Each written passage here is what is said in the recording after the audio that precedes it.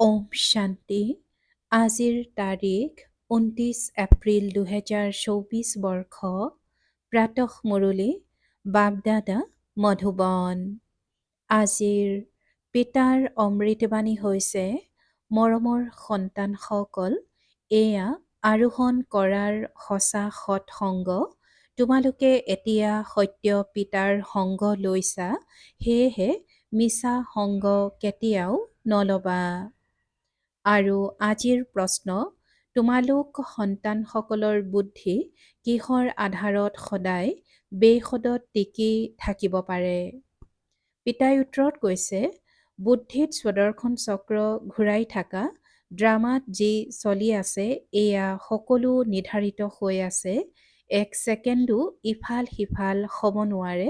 বিশ্বৰ ইতিহাস ভূগোল পুনৰাবৃত্তি হ'ব।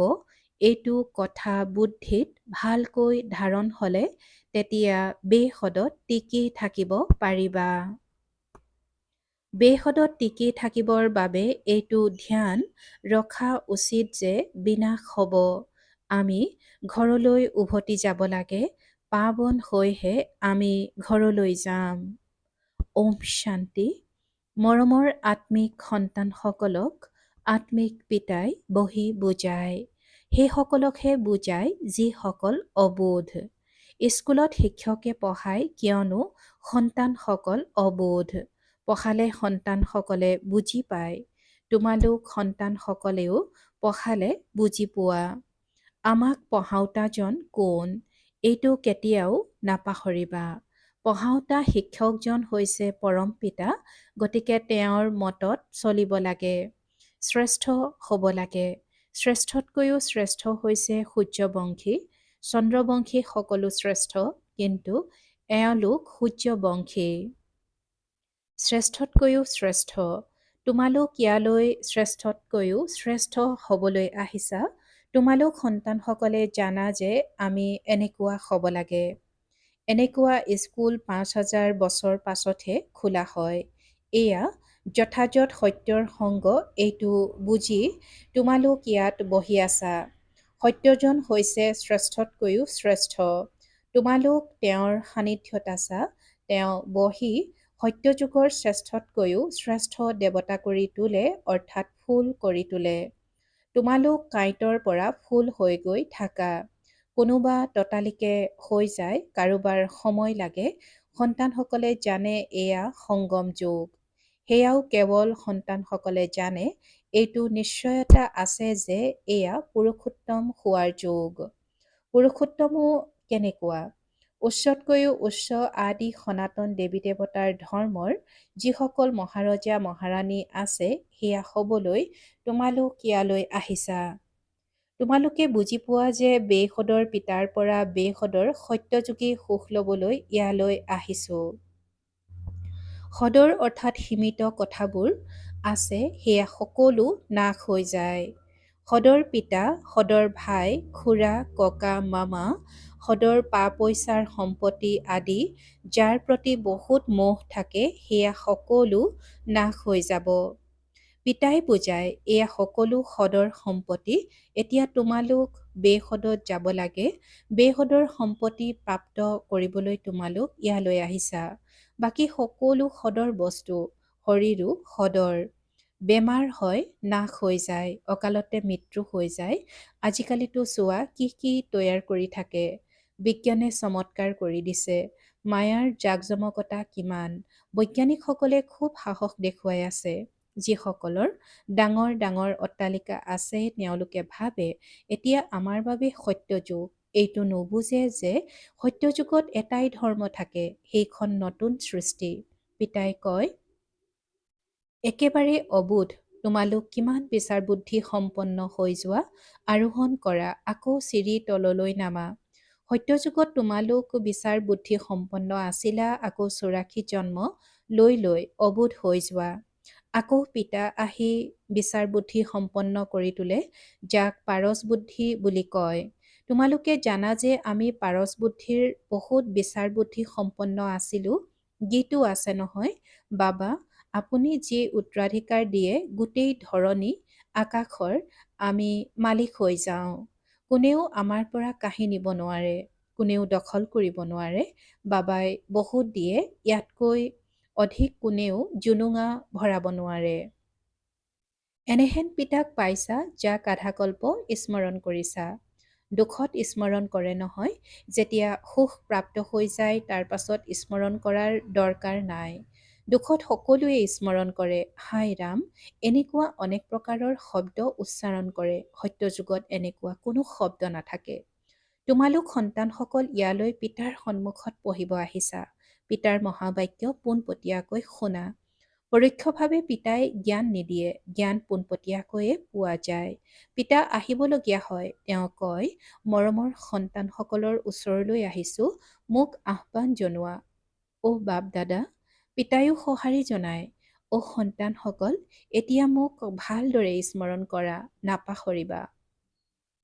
মায়াৰ বিঘিনিটো অনেক আহিব, তোমালোকক পঢ়া এৰুৱাই দেহ অভিমানত লৈ আহিব, গতিকে সাৱধানে থাকিবা। এয়া আৰোহণ কৰাৰ সঁচা সৎসংগ। সেই সকলো সৎসংগ আদি হৈছে তললৈ নমাৰ। সত্যৰ সংগ এবাৰেই পোৱা যায়, মিছাৰ সংগ জন্ম জন্মান্তৰ অনেকবাৰ পোৱা যায়। পিতাই সন্তানসকলক কয়, এইটো তোমালোকৰ অন্তিম জন্ম। এতিয়া তালৈ যাব লাগে য'ত কোনো অপ্ৰাপ্ত বস্তু নাথাকে, যাৰ বাবেই তোমালোকে পুৰুষাৰ্থ কৰি আছা।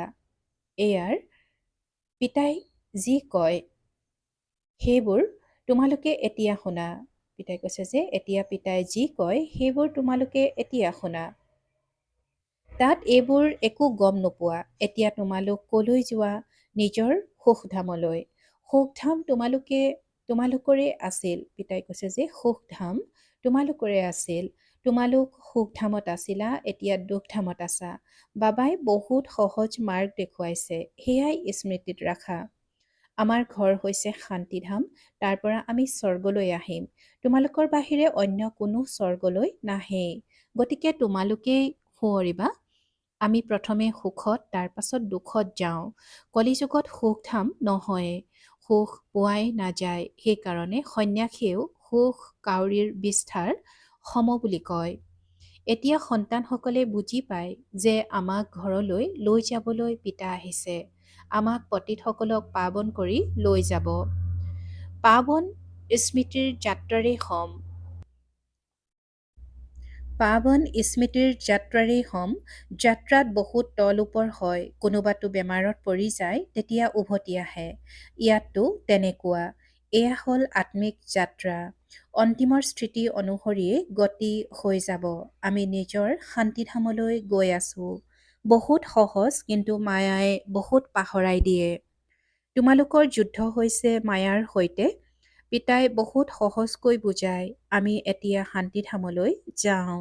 পিতাকেই স্মৰণ কৰোঁ, দৈবীগুণ ধাৰণ কৰোঁ, পবিত্ৰ হওঁ। ৩ৰ পৰা 4টা কথাই হৈছে মুখ্য, যিকেইটা বুদ্ধিত ৰাখিব লাগে। বিনাশটো হ'বই। ৫,০০০ বছৰ পূৰ্বেও আমি গৈছিলোঁ, আকৌ প্ৰথমে আমিয়েই আহিম। গায়নো আছে নহয়, ৰাম গ'ল, ৰাৱণ গ'ল। শান্তিধামলৈ যাবতো সকলোৱে লাগে। তোমালোকে যি পঢ়া সেই পঢ়া অনুসৰি পদ পোৱা। তোমালোকৰ লক্ষ্য উদ্দেশ্য সন্মুখত আছে। কোনোৱে কয়, আমাক সাক্ষাৎকাৰ কৰাওক। এই চিত্ৰ অৰ্থাৎ লক্ষ্মী নাৰায়ণৰ সাক্ষাৎকাৰ নহয়নো কি? ইয়াৰ বাহিৰে কাৰ সাক্ষাৎকাৰ বিচাৰিছা? বেহদৰ পিতাৰ বিচাৰিছা নেকি? বাকীতো কোনো সাক্ষাৎকাৰ একো কামৰ নহয়।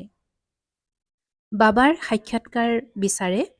বাবাতকৈ মিঠা বস্তু একোৱেই নাই। পিতাই কয়, মৰমৰ সন্তানসকল, প্ৰথমে নিজৰ সাক্ষাৎকাৰ কৰিছানে? আত্মাই কয় যে বাবাৰ সাক্ষাৎকাৰ কৰোঁ। তেন্তে নিজৰ সাক্ষাৎকাৰ কৰিছানে? এয়াতো তোমালোক সন্তানসকলে জানি গৈছা। এতিয়া বোধোদয় হৈছে যে আমি আত্মা, আমাৰ ঘৰ হৈছে শান্তিধাম। তাৰ পৰা আমি আত্মাসকল ভূমিকা পালন কৰিবলৈ আহোঁ। ড্ৰামাৰ পৰিকল্পনা অনুসৰি প্ৰথমে সত্যযুগৰ আদিত আমি আহোঁ। আদি অন্তৰ এয়া হৈছে পুৰুষোত্তম সংগম যুগ। ইয়াত কেৱল ব্ৰাহ্মণেহে থাকে। পিতাই কৈছে যে ইয়াত কেৱল ব্ৰাহ্মণহে থাকে, আন কোনো নাথাকে।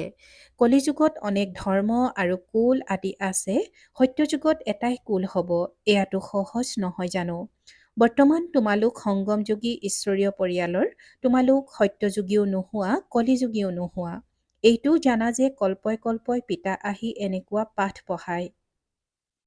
ইয়াত তোমালোক বহি আছা। যেতিয়া এয়াই স্মৃতিলৈ আহিব লাগে।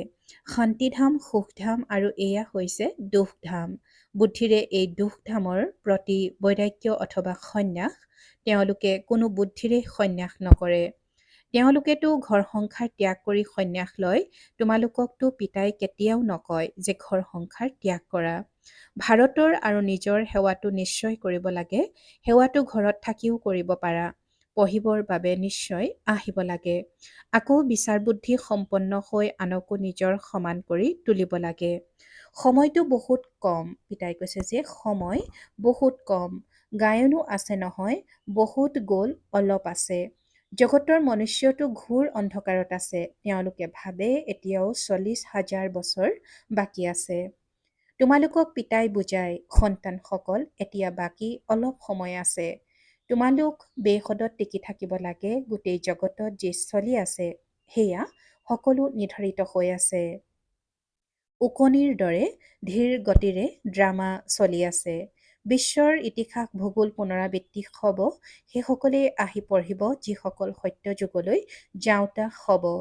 তোমালোকে অনেকবাৰ পঢ়িছা। তোমালোকে শ্ৰীমতত নিজৰ স্বৰ্গ স্থাপনা কৰা। এইটো জানা যে উচ্চতকৈও উচ্চ ভগৱান আহেও ভাৰতলৈকে। কল্প পূৰ্বেও আহিছিল। তোমালোকে কবা কল্পই কল্পই কল্পই কল্পই এনেকৈ পিতা আহে। পিতাই কৈছে যে এইটো জানা যে উচ্চতকৈও উচ্চ ভগৱান আহেও ভাৰতলৈকে। কল্প পূৰ্বেও আহিছিল আৰু তোমালোকে কবা কল্পই কল্পই এনেকৈ পিতা আহে। পিতাই কয়, মই কল্পই কল্পই এনেকৈ স্থাপনা কৰিম। বিনাশো তোমালোকে দেখা। তোমালোকৰ বুদ্ধিত সকলো ধাৰণা অৰ্থাৎ ধাৰণ ৰৈ যায়। স্থাপনা, বিনাশ আৰু প্ৰতিপালনৰ কৰ্তব্য কেনেকৈ সমাপন হয় সেয়া তোমালোকে জানা। আকৌ আনকো বুজাব লাগে। আগতে নাজানিছিলা, পিতাক জনাৰ পাছত পিতাৰ দ্বাৰা সকলোবোৰ জানি যোৱা। সৃষ্টিৰ ইতিহাস ভূগোল যথাৰ্থ ৰীতিৰে তোমালোকে জানা। মনুষ্য কেনেকৈ তমোপ্ৰধানৰ পৰা শতপ্ৰধান হয় এয়া পিতাই তোমালোকক বুজাই আছে। তোমালোকে আকৌ আনক বুজাব লাগে। পিতাই কৈছে যে তোমালোকে আকৌ আনক বুজাব লাগে। তোমালোক সন্তানসকল এতিয়া পাৰস বুদ্ধিৰ হৈ আছা। সত্য যুগত হয়ে পাৰস বুদ্ধিৰ। এয়া হৈছে পুৰুষোত্তম সংগম যুগ। ইয়াক গীতা আখ্যান বুলি কোৱা হয়। যেতিয়া তোমালোক পাথৰ বুদ্ধিৰ পৰা পাৰস বুদ্ধিৰ হোৱা। গীতা শুনাওতাটো ভগৱান নিজেই, মনুষ্যই নুশুনাই। তোমালোক আত্মাসকলে শুনা, আকৌ আনক শুনোৱা। ইয়াক আত্মিক জ্ঞান বুলি কোৱা হয়। যি আত্মা ভাইসকলক শুনোৱা বৃদ্ধি হৈ গৈ থাকে। তোমালোকে জানা যে পিতা আহি সূৰ্যবংশী, চন্দ্ৰবংশী কুল প্ৰতিষ্ঠা কৰে। কাৰ দ্বাৰা? ব্ৰহ্মা মুখ বংশাৱলী ব্ৰাহ্মণ কুল ভূষণসকলৰ দ্বাৰা পিতাই শ্ৰীমত দিয়ে। এয়া বুজিবলগীয়া কথা। অন্তৰত টুকি ৰাখিব লাগে। এয়াটো বহুত সহজ। এয়া হ'ল দুখধাম। এতিয়া আমি ঘৰলৈ যাব লাগে। কলিযুগৰ পাছত সত্য যুগ কথাটিটো বহুত সৰু আৰু সহজ। তোমালোকে যদি পঢ়াও নাই তেন্তে কোনো আপত্তি নাই। যিসকলে পঢ়িব জানে তেওঁলোকৰ পৰা আকৌ শুনিব লাগে। শিৱ বাবা হৈছে সকলো আত্মাৰ পিতা। এতিয়া তেওঁৰ পৰা উত্তৰাধিকাৰ ল'ব লাগে। পিতাৰ প্ৰতি নিশ্চয় জন্মিলে স্বৰ্গৰ উত্তৰাধিকাৰ পাবা। ভিতৰি স্মৰণ চলি থাকিব লাগে। শিৱ বাবাৰ পৰা বেশদ সুখ স্বৰ্গৰ উত্তৰাধিকাৰ পাই আছো। সেয়েহে শিৱ বাবাক নিশ্চয় স্মৰণ কৰিব লাগে। বেশদৰ পিতাৰ পৰা উত্তৰাধিকাৰ লোৱাৰ সকলোৰে অধিকাৰ আছে। যেনেকৈ সদৰ জন্মসিদ্ধ অধিকাৰ পায় তেনেকৈ ইয়াতো এয়া আকৌ হৈছে বেশদৰ। শিৱ বাবাৰ পৰা তোমালোকে গোটেই বিশ্বৰ ৰাজ্য পোৱা। সৰু ল'ৰা ছোৱালীকো এয়া বুজাব লাগে। প্ৰত্যেক আত্মাৰে পিতাৰ পৰা জন্মসিদ্ধ অধিকাৰ লোৱাৰ অধিকাৰ আছে।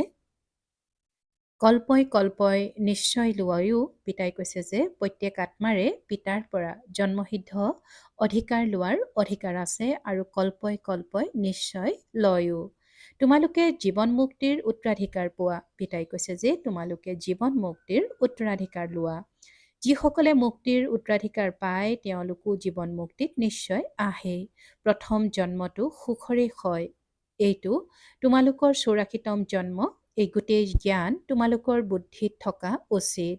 বেহদৰ পিতাই যি আমাক পঢ়ায় এইটো নাপাহৰিবা। দেহধাৰীয়ে কেতিয়াও জ্ঞান দিব নোৱাৰে। তেওঁলোকৰ আত্মিক জ্ঞান নাথাকেই। তোমালোকক বুজোৱা হয় ভাই ভাই বুলি বুজা। যিয়েই মনুষ্য মাত্ৰ আছে আন কোনেও এই শিক্ষা নাপায়। যদিওবা গীতাও শুনায় যে ভগৱানুবাজ কাম মহাশত্ৰু, ইয়াৰ ওপৰত বিজয়ী হলে জগতজিত হবাগৈ, কিন্তু বুজি নাপায়। এতিয়া ভগৱানটো হৈছে সত্য। দেৱতায়ো ভগৱানৰ পৰা সত্য শিকিছে।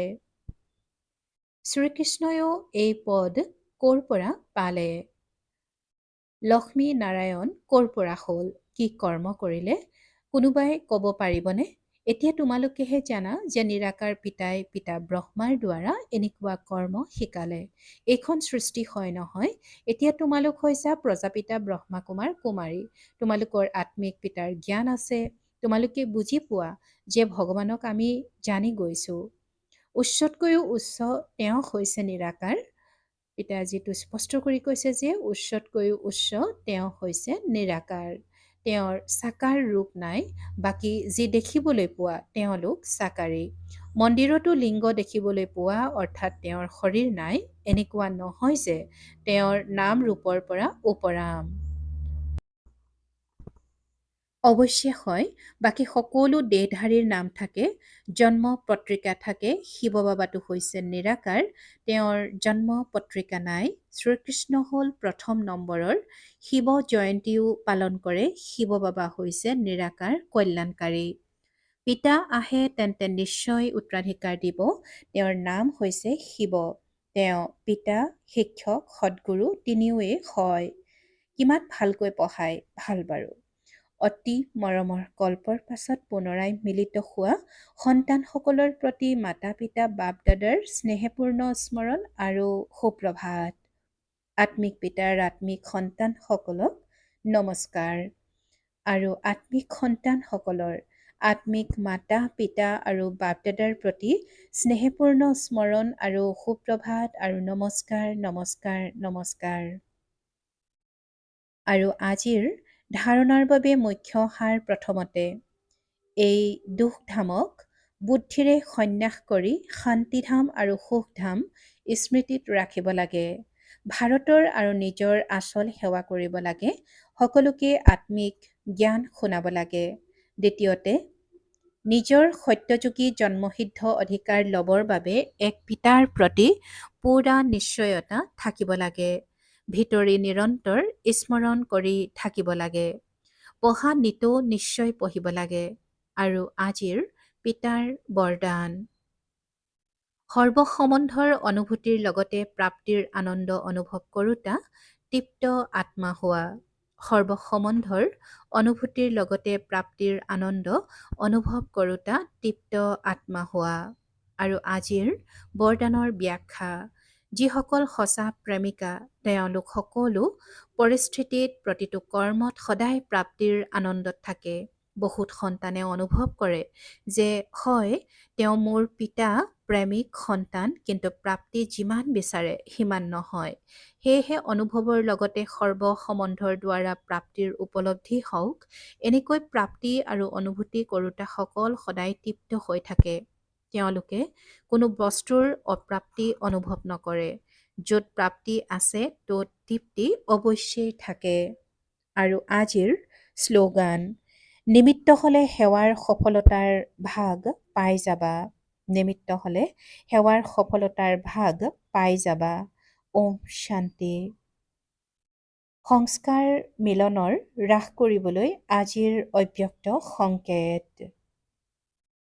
এতিয়া পিতাৰ সংস্কাৰ, পিতাৰ গুণ, পিতাৰ কৰ্তব্যৰ গতি আৰু পিতাৰ অব্যক্ত নিৰাকাৰী স্থিতিৰ অৱস্থা সকলোতে সমানতাৰ মেলা পাতা। যেতিয়া তোমালোকে পিতাৰ সমানতাৰ মেলা অনুষ্ঠিত কৰিবা, তেতিয়া জয় জয়কাৰ হ'ব। বিনাশৰ সমীপত আহিবা, পিতাৰ সমানতাইহে বিনাশ সমীপত আনিব। ওম শান্তি।